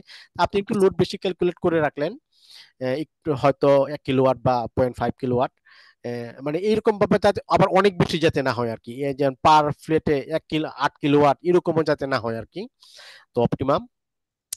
তা আমার 16টা ইউনিট ছিল, 16টা ইউনিটে আসছে 104 কিলোওয়াট। একটা লিফট ছিল, লিফটে হলো 10 কিলোওয়াট। ওই যে লিফট হলো কোন ক্যাটাগরির লিফট নিবে বা এগুলো করে ধরতে হয়। ওয়াটার পাম্প 4 কিলোওয়াট, ওয়াটার পাম্পে সাধারণত হয়তো 2 কিলোওয়াট বা 2.5-3 কিলোওয়াট থাকে। অনেক সময় যে একটু বেশি সাইজেরও পাম্পও ইউজ করে, যে 4 কিলোওয়াট ধরছি। তারপর আবার গ্রাউন্ড ফ্লোর থাকে এবং রুফ থাকে। অনেক সময় যে গ্রাউন্ড ফ্লোরে যে পার্কিং থাকে, পার্কিং কিছু লাইট টাইট, পার্কিং এর জন্য কিন্তু আমি এখানে আলাদা কোনো লাইট ধরি না। এখানে যদি আপনি দেখেন তাহলে কিন্তু ওই যে পার্কিং এর জন্য সিস্টেম, পার্কিং সিস্টেমের জন্য কোনো কিছু এখানে আমি অ্যাড করি নাই, কারণ এটা হলো কমপ্লিটলি একটা ফ্লোর, তাই না, একটা ইউনিট। বাট আমার তো গ্রাউন্ড ফ্লোরও থাকবে পার্কিং সিস্টেম, ওইখানেও তো কিছু লাইট ইউজ হয়। আবার আমার যে ছাদে অনেক সময় নামাজ রুম থাকে বা বিভিন্ন ওই যে কমিউনিটি সেন্টার থাকে। এটা কিসের উপর, কোন বিল্ডিং এ করতে আছেন সেই বিল্ডিং এর রিকোয়ারমেন্টের উপর ভিত্তি করে আপনি ওই 2 কিলোওয়াট বা 1 কিলোওয়াট কত ধরবেন সেটা এখানে আসবে আর কি। সো টোটাল আমার ডিমান্ড আসছে 120 কিলোওয়াট। 120 কিলোওয়াট ডিমান্ডের মধ্যে এখন আমার সাবস্টেশন লাইট হলো কি আমার টোটাল রিকোয়ারমেন্ট এত 120 কিলোওয়াট। আচ্ছা, এখন 120 কিলোওয়াট যদি আসে, substation required at power factor 0.9 and transformer utilization 90%। ওই যে আপনি একটা একটা ভাইয়া কোশ্চেন করছিলেন না যে ট্রান্সফরমার আমি আসলে কত পার্সেন্ট ইউটিলাইজ করব। ট্রান্সফরমারটা আপনি ওই 90% ইউটিলাইজেশনে ধরতে পারবেন, যদিও ট্রান্সফরমার আরো বেশি ইউটিলাইজেশনে, ট্রান্সফরমার 95% লোডে পর্যন্ত চলতে পারে। ট্রান্সফরমার 95% লোডে পর্যন্ত চলতে পারে। এখন এটা যদি আবার ওই যে আইকনিক বিল্ডিং এর ওই কন্ট্রাক্টর শুনে, যেটা কারণ আমি আপনাদেরকে পড়াচ্ছি 95% লোডে চলতে পারে, তো ওরা আবার বলবে যে আমার এখানে তুমি এরকম করছো কেন। এটা আসলে কি, এটা জিনিসটা এটা তো একটা ব্যক্তি মালিকানাধীন, তাই না, একটা প্রাইভেট একটা হাউস ব্যক্তি মালিকানাধীন। এখানে আপনাকে ডিজাইনটা এইভাবেই করতে হবে। ঠিক আছে, যে 90%, 80% ধরলে দেখা যাবে সাবস্টেশনের সাইজ আরো বেরিয়ে আরো বেশি হয়ে গেল। মনে করেন এটা সাইজ চলে আসছে 160, এখন 160 বা 170 তো আপনি পাবেন না, তখন আপনাকে যাইতে হবে কোথায়, 200-তে, রাইট। এখন 200 শুধু একবার যে কিনলেন, কিনে বসাইলেন তাই কিন্তু না। এই 200 কেভিএ সাবস্টেশন যে আপনি বসাইলেন সেটার কিন্তু একটা নো লোড লস আছে, রাইট। কাজে আপনাকে কিন্তু ওই জিনিসগুলো মাথায় রাখতে হবে। আর বাসা বাড়িতে কিন্তু আমাদের কোনো মোটর বা জাতীয় খুব বেশি কিছু জিনিস ইউজ হয় না, সেজন্য দেখেন আমি পাওয়ার ফ্যাক্টর 0.8 পয়েন্ট রাখছি, 0.9। বুঝতে পারছেন? আর যে পিএফআই যে প্ল্যানটা থাকে, পিএফআই প্ল্যানটা তো 60%, এটা আপনারা জানেন। সো এটার ক্যালকুলেশনটা এভাবে আসছে। এটা হলো বাসা বাড়ির ক্যালকুলেশনটা, ওকে। এখন বাসা বাড়িতেও কিন্তু জেনারেটর ইউজ হয়, রাইট। জেনারেটর হলো কি এখানে প্রাইভেট সার্ভিস। হ্যাঁ, না না প্রাইভেট। যেমন এখানে আমি কি লিখছিলাম দেখেন, load analysis for public service. Public service মানে কি? সরকারি যে পাবলিক সার্ভিস, তাই না? পিডিবি, আরইবি বা ডেসা, ডিসকো যা আছে। আর জেনারেটরটা কি? এটা হলো প্রাইভেট সার্ভিস, রাইট? সো এখন জেনারেটরে কিন্তু ওই যে ফুল লোড আসলে চলবে না, তাই না? ফুল লোড তো আর চলবে না, অনেক বেশি কস্টলি হয়ে যাবে। সো জেনারেটরের জন্য আপনারা বাসা বাড়িতে, যেমন আমি একটা আইডিয়া দেই, যেমন প্রত্যেকটা রুমে একটা করে লাইট দিলেন, একটা করে ফ্যান দিলেন, রাইট? যেমন টিউব বা রান্নাঘরে একটা লাইট প্রত্যেকটা রুমে, বা ড্রয়িং রুমে, ড্রেসিং রুমে কমপক্ষে একটা লাইট, একটা ফ্যান এরকম করে দিয়েছে, সিলিং ফ্যান 6টা, টিউব লাইট 7টা, কিচেনে একটা, কমপক্ষে একটা, সব জায়গাতে যাতে একটা করে লাইট দিতে হবে অ্যাটলিস্ট। বারান্দার লাইট গুলো না হয় বাজিয়ে দিয়ে দিলেন, বাট রুমের ভিতরে কমপক্ষে একটা করে লাইট এবং একটা করে ফ্যান দিতে হবে, কারণ হলো বাংলাদেশে তো আসলে অনেক গরম, তাই না? ধরে রাখবেন এরকম সবগুলোতেই। তারপর দেখা যায় প্রায় একটা ফ্ল্যাটে আসছে 1 কিলোওয়াট, এই তো 960 ওয়াট বা 1 কিলোওয়াট। এখন 16টা ইউনিটের জন্য আসছে কত? 35 কিলোওয়াট, সরি 15 কিলোওয়াট। এখন এখানে আবার লিফট আছে, ওয়াটার পাম্প আছে, ওয়াটার পাম্প হতে জেনারেটরে কানেকশন করতে হবে। এবং এই যে দেখেন গ্রাউন্ড ফ্লোর এবং রুফ, গ্রাউন্ড ফ্লোর এবং রুফে এখানে আমি ধরছিলাম হলো কত, 2 কিলোওয়াট, বুঝছেন? বাট জেনারেটরে কিন্তু নিয়ে আসছে 1 কিলোওয়াট, অল্প, তাই না? কারণ জেনারেটর তো আসলে সবকিছু চালার প্রয়োজন নেই। সেই হিসেবে টোটাল আসে কত, 30 কিলোওয়াট। 30 কিলোওয়াট আসছে total. So generator capacity 30 kilowatt. Generator capacity kVA, kVA power factor. জেনারেটরের পাওয়ার ফ্যাক্টর অলওয়েজ 0.8। যেমন এই ক্ষেত্রে আপনি যদি দেখেন সাবস্টেশন ট্রান্সফরমার, এটা তো আমার, এটা হলো আমার দেখেন পাওয়ার ফ্যাক্টর হলো 0.9। কারণ ট্রান্সফরমার কিন্তু কোনো কিছু জেনারেট করে না, ট্রান্সফরমার কি করে? হাই ভোল্টেজকে লো ভোল্টেজ করে, স্টেপ ডাউন করে শুধু, তাই না? ওখানে আসলে কোনো মুভিং পার্টস বা কোনো কিছু নাই, কাজে ওখানে আসলে পাওয়ার ফ্যাক্টরের খুব বেশি নাই। বরং পাওয়ার ফ্যাক্টরটা আমার লোডের উপর ডিপেন্ডেন্ট। বা জেনারেটরে কিন্তু কি আছে, মুভিং পার্টস আছে, তাই না? এখানে ফ্লাক্সের বা অনেক কিছু ইস্যু আছে, কাজে জেনারেটরে আসলে সবসময়, জেনারেটরের ক্যালকুলেশন মানেই ধরে নেবেন পাওয়ার ফ্যাক্টর 0.8, রাইট? সো কত আসে আমার, 38। 38। এখন আপনি ওই যে আমি বলতেছিলাম আইএসওর ক্যালকুলেশন, ওই generator capacity with average 70% loading. আপনারা চেষ্টা করবেন, আপনারা যখন ডিজাইন করবেন 70% লোডিং দিয়ে ডিজাইন করার জন্য। তাতে কি বেনিফিট পাবেন? তাদের জেনারেটরের লাইফ টাইম বেড়ে যাবে। বুঝতে পারছেন? আমাদের দেশে এই দেশে আমি যে ইউকে তে কাজ করি, দেখছি যে জেনারেটর অনেক লাইফ টাইম এদের জেনারেটরের চলতেছে। মানে একটা জেনারেটরের বডিতে তো লেখা থাকে, যে নেম প্লেট থাকে না, ওইখানে লেখা থাকে না ম্যানুফ্যাকচারিং ইয়ার। আমি যে বিভিন্ন সাইটে ভিজিট করতে যাই, দেখি যে একটা জেনারেটর প্রায় 10 বছর, 15 বছর, 20 বছর, 30 বছর, 40 বছর হয়ে গেছে। আমি একটা সাবস্টেশনের যে লো ভোল্টেজ রিপ্লেসমেন্ট ডিজাইনে কাজ করছি, ওই যে আপনাদেরকে যে এক্সেলটা দেখাইছি, লো ভোল্টেজ সিস্টেম রিপ্লেসমেন্ট, এটা 1960 সালে এস্টাবলিশ হয়েছে। চিন্তা করতে পারেন, বাংলাদেশ স্বাধীন হওয়ার আগে। এখনো ওই লো ভোল্টেজ ওই ট্রান্সফরমার এখনো চলতেছে, এরকম অবস্থা। চিন্তা করছেন 1960 সাল, আর এখন কত সাল? বাংলাদেশ স্বাধীনের আরো 10 বছর আগের। ওইখানে যে ট্রান্সফরমার গুলো ওরা বসাইছে, সুপার গ্রিড ট্রান্সফরমার, ওই ট্রান্সফরমার গুলো এখনো চলতেছে। কারণ ওরা ওই যে আমি বলছিলাম না, এই দেশে তো সবকিছু কোড মেনে করে। কাজে ওই যে আমি ওই যে একটু আগে বলছিলাম না যে 5 বার রেটিং, আমার আসছে 577, আমি 600 কেন নিয়ে নিছি? এই দেশে 600 মানে 600ই, কম নাই। বেশি হইতে পারবে, বেশি রেটিং, বেশি কারেন্ট ক্যারি করতে পারবে, কিন্তু কম হবে না। এদের কিছু এরকম স্ট্যান্ডার্ড, এরা সেগুলো মেনটেনও করে আর কি। এবং সেগুলো কস্টলিও, এই জন্য এখানকার কাজও অনেক কস্টলিও হয়। আচ্ছা যাই হোক, জেনারেটর ক্যাপাসিটি 70% লোডিং, 54 আছে, এখন 54 কেবিএ। এখন আমি 54 কেবি এর কোন জেনারেটর তো আসলে পাবো না মার্কেটে, তখন আমার কি করতে হবে? আমি নেক্সট যে হায়ার সাইজ 760 বা 70 বা 75 বা 65, নেক্সট যে সাইজটা আমি পাবো, সেই সাইজে আমি পারচেস করবো। কেন করবো? ওই যে আমি আবার বলছি, যে 70% লোডিং এ গেলে আপনার হয়তো এককালীন ইনভেস্টমেন্ট একটু বেশি লাগতে পারে, বাট আপনার জেনারেটরটা নষ্ট হবে কম, দীর্ঘদিন চলবে। বুঝতে পারছেন? মেইনটেনেন্স কস্ট যেটাকে আমরা বলি, মেইনটেনেন্স কস্ট অনেক কম রাখবে। ইনিশিয়ালি কিছু বেশি ইনভেস্টমেন্ট হলেও আলটিমেটলি শেষের দিকে যায় মেইনটেনেন্স কস্টটা কি হবে বলেন? মেইনটেনেন্স কস্টটা অনেক কম লাগবে। এই যে এখানে আমি একটা এক্সাম্পল দিলাম, এই দেশে অনেক কিছু এরকম করে তারপর যে অনেক দিন চলে যায়, ট্রান্সফরমার জেনারেটর অনেক দিন যাবত চলতেছে। হ্যাঁ, এরকম আর কি। বুঝতে পারছেন? তো এই আর কি ডিজাইন, লোড ক্যালকুলেশনটা গেল দুইটা পার্ট। আর কমার্শিয়াল বিল্ডিং এর যে লোড ক্যালকুলেশন যদি আপনারা করতে চান, কমার্শিয়াল বিল্ডিং এ তো আসলে এত কিছু লাগবে না। কমার্শিয়াল বিল্ডিং এতে ম্যাক্সিমামই হলো এয়ার লোড, হলো এয়ার কন্ডিশনিং সিস্টেম লোড, আর হলো টিউব লাইট বা ওয়াল লাইট বা সিলিং লাইটের লোড, লাইটিং লোড বাথরুমের। আর কমার্শিয়াল বিল্ডিং গুলোতেও একটা কিচেন থাকে, বাট সেই কিচেনে হয়তো খুবই অল্প এনার্জি, মানে চাটা বানানোর জন্য বা গরম করার জন্য কিছু থাকে। তো ওই তো যে বিল্ডিংটাতে কাজ করবেন সেই বিল্ডিং এ কি কি ইকুইপমেন্ট থাকে সেগুলোর জন্য কাজ করবেন। আর কমার্শিয়াল বিল্ডিং এ যখন কাজ করবেন তখন এই যে এসির যে লোড আছে সেটা আপনারা নিজেরা ডিজাইন না করে, কারণ এই যে কমার্শিয়াল বড় বিল্ডিং গুলোতে তো সেন্ট্রাল এসি থাকে, তখন ওই যে এয়ার কন্ডিশনিং যে সাপ্লাই সিস্টেম থাকে, চিলার সিস্টেম বা এখন আরো যে নতুন সিস্টেম আসছে ওরা এগুলো দেয়, ওদের কাছ থেকে লোডিং ইনফরমেশনটা নিবেন আর কি।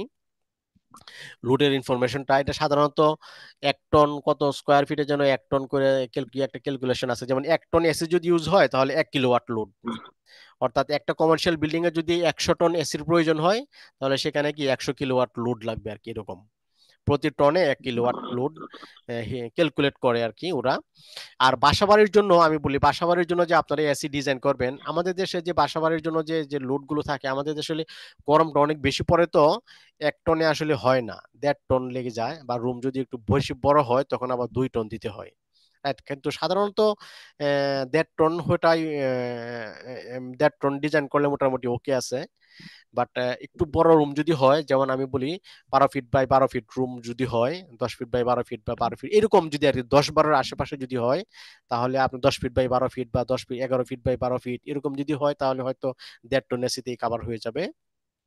কিন্তু যদি 10 ফিট বাই 15 ফিট বা 12 ফিট বাই 15 ফিট হয় তখন কিন্তু আবার 2 টনে যেতে হবে এরকম বিল্ডিং এর জন্য তখন। কারণ এই যে রেসিডেন্সিয়াল বিল্ডিং এর জন্য তো আসলে ছোট ছোট রুম, এগুলো আপনারা নিজেরাই তখন আর হয়তো আর এসির যে ওদের কাছে যাওয়ার প্রয়োজন হয় না। কিন্তু কমার্শিয়াল বিল্ডিং গুলোতে তো অনেক বেশি এয়ার কন্ডিশনিং সিস্টেম থাকে, তখন হয়তো এয়ার কন্ডিশনিং যে সাপ্লায়ার ওদের কাছ থেকে ইনফরমেশন গুলো নিতে হয়। এটাই হলো লোডিং ইনফরমেশন, লোডিং ক্যালকুলেশন। এর বাইরে একটা জিনিস শুধু আমি আপনাদেরকে আজকে দেখাবো, সেটা হলো যে সিলিং রোজ। ওই যে আপনারা হয়তো বিএনবিসি যদি কেউ পড়ে থাকেন তাহলে দেখবেন এই ইনফরমেশনটা আছে এখানে, সিলিং রোজটা আসলে কি। সিলিং রোজ এই যে দেখতেছেন যে জিনিসটা, এইটা কি বলে হলো সিলিং রোজ। এটার সাথে এই যে বিভিন্ন যে লাইটিং বা বিভিন্ন সিস্টেম যে কানেকশন থাকে, এটাই হলো, এটাকে বলে সিলিং রোজ। ঠিক আছে, এটা আমি একটা স্লাইডে পাইছিলাম, করছিলাম, আমি জন্য এটা নিয়ে রাখছিলাম। আরো কিছু আছে কিনা স্লাইডে জানি না। ও হ্যাঁ, আরো কিছু, আরো দু একটা স্লাইড মনে হয় আছে। তো এই সম্পর্কে আর আজকে এই যে বিএনবিসি থেকে এটা নেওয়া, তো আজ এই সম্পর্কে আর আজকে কিছু করবো না, ডিটেলসে যাবো না ওইদিকে, লোডিং ক্যালকুলেশন পর্যন্তই থাকি। তো আর যেটা বলতেছিলাম যে ইন্ডাস্ট্রির বিভিন্ন ইন্ডাস্ট্রিতে যখন আপনারা লোড নিয়ে অ্যানালাইসিস করবেন তাহলে আপনারা কি বিষয় নিয়ে অ্যানালাইসিস করবেন। কারণ আমি একটা ইন্ডাস্ট্রির জন্য লোড ক্যালকুলেশন নিয়ে কাজ কাজ করছি। তো বিভিন্ন ইন্ডাস্ট্রিতে ওই যে বিভিন্ন যে ইন্ডাস্ট্রিগুলো থাকে ওই ইন্ডাস্ট্রিগুলোর জন্য ক্যালকুলেশনটা একটু ক্রিটিক্যাল।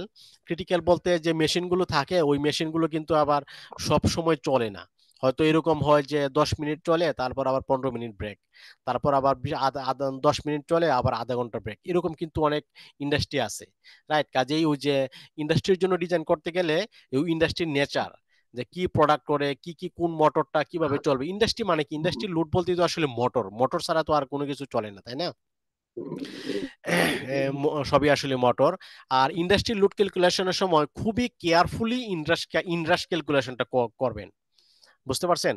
ইনরাশ কারেন্ট ক্যালকুলেশন মানে ইনরাশ কি, ইন্ডাস্ট্রি হলো যে একটা কোনো একটা মোটর যখন স্টার্ট হয় ইনিশিয়াল কন্ডিশন, ওই স্টার্টিং এ সে কত এম্পিয়ার লোড নিবে ওটা হলো ইনরাশ কারেন্ট, তাই না? ইনরাশ কারেন্ট ক্যালকুলেশনটা করবেন, কারণ জেনারেটরের জন্য ইনরাশ কারেন্ট ক্যালকুলেশনটা খুবই ইম্পর্টেন্ট জেনারেটরের লাইফ সাইকেলের জন্য। বুঝতে পারছেন? ইনরাশ ক্যালকুলেশনটা যদি প্রপারলি না হয়, আর ওই যে 70%, এই 70% লোড রাখলে সাধারণত যদি আপনি 70% জেনারেটরের ডিজাইন করেন এভারেজ লোড, তাহলে সাধারণত ইনরাশ ক্যালকুলেশনে চলে আসে। এরপরেও আপনারা ইনরাশ ক্যালকুলেশনটা করবেন, তাহলে কি হবে, ওই জেনারেটরের লাইফ টাইমটা অনেক বেড়ে যাবে, জেনারেটরটা স্মুথলি চলবে, অনেক দিন চলবে, মেনটেনেন্স বা লো মেনটেনেন্স কস্টে অনেক ভালো চলবে আর কি। এই জন্য ইনরাশ ক্যালকুলেশনটা খুবই গুরুত্বপূর্ণ আর কি। বুঝতে পারছেন?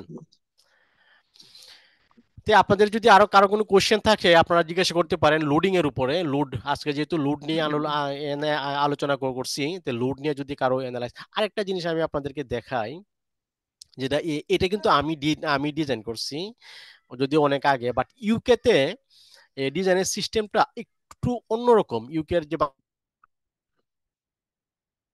বাসা বাড়িগুলো আছে এদের ডিজাইনের সিস্টেমটা একটু অন্যরকম। যেমন কেমন আমি বলি, যেমন এটা আমি কেমন সিস্টেমটা অন্যরকম।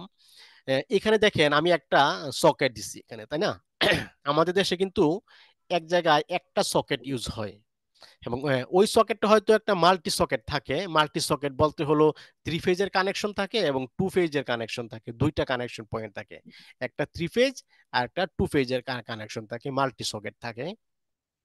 বাট ইউকেতে আমি দেখছি, ইউকের যে বাসা বাড়িগুলোতে এরা একটা দেন, একটা ইউজ করে না। এরা কি করে, এই একসাথে যেখানে দিবে এরকম দুইটা, অর্থাৎ এরা আবার মাল্টি সকেট ইউজ করে না। এরা হলো যে 3 পিনের যে সকেট গুলো আছে এখানে সব হলো 3 পিন, এখানে 2 পিনের কিছু নাই, কারণ 2 পিনে তো আর্থিং নাই। সো এরা যেহেতু সেফটি এদের কাছে অনেক বেশি প্রায়োরিটি, সো কাজেই এই দেশে 2 পিনের কোনো কিছু নাই, সবই হলো 3 পিন সকেট। এবং এরা সরি, একসাথে দুইটা সকেট দেয়। একসাথে দুইটা সকেট দেওয়ার সুবিধা এবং অসুবিধা কি আমি বলি। একসাথে দুইটা সকেট দিলে সুবিধা হলো এটা, যে আপনার একটা ফেজ, একটা নিউট্রাল এবং একটা আর্থিং, অর্থাৎ এক সেট কেবল দিয়েই দুইটা কানেকশন হয়ে যাবে। মনে করেন আপনার এই জায়গাতে, মনে করেন আপনার এখানে কোনো এক জায়গায় হয়তো এই যে এটা, মনে করেন আপনার এখানে আছে কি এসডিবি, রাইট? এই এসডিবি থেকে আপনি একটা ফেজ, একটা নিউট্রাল, একটা আর্থিং, তিনটা কেবল আনবেন, এনে এখানে কানেকশন দিলেন, এটাতে কানেকশন দিলেন, অথবা মনে করেন এটাতে কানেকশন দিলেন। তারপর এখান থেকে লুপ করে এখানে নিয়ে আসবেন, অর্থাৎ এক সেট কেবলে দুইটাতে কানেকশন হয়ে গেল, রাইট? এজন্য এই দেশে, এই ইউকেতে যেখানেই এই সকেট ইউজ হয়, দুইটা ইউজ হয়, দুইটা ইউজ হয়। আর একটা বলি, আমাদের দেশে যেরকম আমরা একটা হলো 3 পিন আর একটা 2 পিন, তো আমাদেরও দুইটা হয়তো থাকে, একটা 3 পিন একটা 2 পিন, কিন্তু এই দেশে যেহেতু 2 পিনের কোনো ইউজ নাই, সো এই দেশে এরা দুইটা ইউজ করে। আপনারাও প্র্যাকটিস করলে এখন থেকে, আমি আমি ইউকে আসার পরে যে দুই একটা প্রজেক্ট করছি আমি, সেই এখানে আমি দুইটা সকেট দিছি একসাথে। এটা আসলে অনেক ভালো, আসলে অনেক ভালো কি, যেমন আপনি যদি এখানে একটা সকেট দিলেন, আবার এই ওয়ালে একটা সকেট দিলেন, তখন এখানে তো একটা কলাম আছে। সো এটার জন্য আপনার আলাদা এক সেট কেবল লাগবে, আবার এটার জন্য আলাদা এক সেট কেবল লাগবে এখানে যদি দেন, রাইট? দুই সেট কেবল আপনার ওই ছাদের উপর, ছাদের যে ইয়া থাকবে ছাদের ভিতর দিয়ে আনতে হবে। বাট এখানে কিন্তু এখানে একটা সকেট দিলে আসলে এখানে আবার আলাদা একটা সকেট দেওয়ার প্রয়োজন নাই, রাইট? তার চেয়ে পাশাপাশি দুইটা সকেট যদি একসাথে দিয়ে দেন, এখানে দিলেন একটা সকেট দেয়া, জাস্ট এখান থেকে লুপ করে এখানে একটা নিয়ে নিলেন, রাইট? দেখলেন, এক সেট কেবলে দুইটা সকেট হয়ে গেল। এখানে যদি দুইটা সকেট থাকে, আর বিল্ডিং এর অন্য এক জায়গায় যদি আরো দুইটা সকেট থাকে, তাহলে কিন্তু অনেক সুন্দর, কেবলের পরিমাণটাও কমে গেল, ছাদের ভিতর দিয়ে যে পাইপিং, এই পাইপিং এর ইয়াটাও কমে গেল। এমনকি আমি আরো দেখছি এরকম, এই যে মনে করেন এটা, মনে করেন এই যে এটা, এই জিনিসটা আমি কপি করে এখানে দিয়ে দিলাম, এখানে দিয়ে দিলাম, ওকে। এখন এখানে যে আমার ফিউজ, এই যে এখানে যে আমার এমডিবি এসডিবিটা আছে, সেই এসডিবি থেকে আমি কয়টা কেবল আনবো? এই এসডিবি থেকে আমি আসলে তিনটা কেবলই আনবো। এখানে মনে করেন তিনটা কেবল, একটা ফেজ, একটা আর্থ, একটা নিউট্রাল, তিনটা কেবল। এই তিনটা কেবল এসে এখানে কানেকশন হবে, এখান থেকে লুপ হয়ে এখানে আসবে। এখানে কিন্তু দেখেন কি, এটা জানালা। জানালা মানে কি, জানালার নিচে ওয়াল আছে, ওই ওয়ালের ভিতর দিয়ে আমি আরো এক লুপ করে এখান থেকে এখানে নিয়ে আসবো। বুঝতে পারছেন? তারপর এখান থেকে লুপ করে এটাতে নিয়ে আসবো। তার মানে এখানে কি হলো দেখেন, তিনটা কেবল বা এক সেট কেবলে আমার চারটা সকেট কভার হয়ে গেল। বুঝতে পারছেন? এটা আমি এখন যদি যে বাসা বাড়িগুলো ডিজাইন করি, এভাবে ডিজাইন করি, তাতে কি হয়, কেবলের পরিমাণ কম। এখন অনেকে হয়তো বলতে পারেন একটা কেবল কি হবে? হ্যাঁ, একটা কেবলে হবে। এখানে আমরা সকেটের জন্য যে কেবলগুলো ইউজ করি, সেই কেবলগুলো হলো কি 2 mm স্কোয়ার। 2 mm স্কোয়ার এক সেট কেবল, একটা কেবল 26 এম্পিয়ার পর্যন্ত কারেন্ট ক্যারি করতে পারে। তাই আমরা আসলে আমাদের বাসা বাড়িতে যে সকেট গুলো থাকে, এই সকেট গুলোতে আসলে কি ইউজ করি, কি এমন জিনিস ইউজ করি যে আমার 26 এম্পিয়ার, 26 এম্পিয়ার মানে কত, কত ওয়াট হয়, 26 ইন্টু 220, এখন এগুলো তো সিঙ্গেল ফেজ, 220, তো 26 ইন্টু 220 প্রায় অনেক কিলোওয়াট হয়ে যায়। তাই আমরা আসলে বাসা বাড়িতে এই যে রুমগুলোতে যে সকেট গুলো থাকে এগুলোতে আয়রন, হয়তো বাসা বাড়িতে আমরা রুমগুলোতে এনে একটা আয়রন করি অথবা মোবাইল চার্জ দেই বা এরকম, বা অনেকে হয়তো একটু টিভি বা কম্পিউটার ল্যাপটপ ইউজ করতে পারে। এজন্য আসলে ওই 26 এম্পিয়ারের কেবল এনাফ। বুঝতে পারছেন? অর্থাৎ এই দুইটার জন্য এক সেট কেবল, আবার এই দুইটার জন্য আলাদা এক সেট কেবল আনার প্রয়োজন নাই যদি কানেকশন দেওয়ার সিস্টেম থাকে। কাজে আমরা ডিজাইন করার সময় আসলে এমন ভাবে ডিজাইন করব যাতে দুই সেট সকেট, এখানে এক সেট সকেট, এখানে এক সেট সকেট, দুইটাতে যাতে এক সেট কেবল দিয়ে কভার করা যায়। আপনারা যখন ডিজাইন করবেন ডিজাইনটাই করবেন এরকম ভাবে যাতে জানালার পাশে যদি এরকম হয়ে যায় তাহলে এখানে কভার হয়ে যায়। আবার কিন্তু এরকম করা যাবে না যে এই ওয়ালে দিলেন আবার এই ওয়ালে দিলেন, তাহলে কিন্তু আবার এই যে এখানে একটা বিম আছে, তখন কিন্তু আবার ওই বিম কেটে আনতে হবে, অথবা বিমের উপরে যে আস্তর থাকবে সেই আস্তরটা কি করতে হবে, ডালাই থাকবে সেটা অনেক বেশি মোটা হইতে হবে, কারণ বিম তো আর কাটা যাবে না, তাই না? এই বিম কেটে, কাজে ডিজাইন করার সময় এই জিনিসটা খেয়াল রাখতে হবে। এখানে যদি দেন আবার এখানে দেন তাহলে কিন্তু এভাবে আনা যাবে না। বুঝতে পারছেন? বিম কিন্তু বিমে কেটে টাচ করা যাবে না। যদি এরকম কোনো হয় যে এই পাশে দিচ্ছেন আবার এই পাশে দিচ্ছেন, এই পাশে ওয়াল, তখন এক সেট কেবল ডিজাইন করবেন, ডিজাইন করে এক সেট এখানে আসবে, এখান থেকে এখানে, এখান থেকে এখানে, এখান থেকে এখানে লুপ করে নিয়ে আসবেন। তাতে কি হবে, কেবলের পরিমাণ কম লাগবে, ছাদের ভিতর দিয়ে পাইপের পরিমাণ কমে যাবে, ছাদের উপরে লুট কম পড়বে, ছাদটা তাহলে মজবুত হবে, আরো অনেক বেশি স্ট্রং থাকবে, এই আর কি। ঠিক আছে, এই জিনিসটাও আমি আপনাদেরকে দেখাইতে পেরেছি, মাশাআল্লাহ, গুড। তো এই আর কি আমার পক্ষ থেকে আজকে এই পর্যন্ত। যে আপনাদের যদি কোনো কোশ্চেন থাকে তাহলে আপনারা বলতে পারেন, আর আমি ওই যে ভিডিও রেকর্ডিংটা যে দিয়ে রাখছি ওটা আমি শেয়ারে দিয়ে দিব আর কি। হ্যাঁ, আপনাদের লিংকে দিয়ে দিব। অনেকেই হয়তো জয়েন করতে পারে নাই কারণ আজকে রবিবার তো। আপনাদের তো অফিস খোলা, আপনাদের এখানে অফিস থেকে এসে হয়তো একটু সংসারে ইয়ে করতে হয়, কিন্তু আমি রেকর্ডিংটা অফ করে দিই।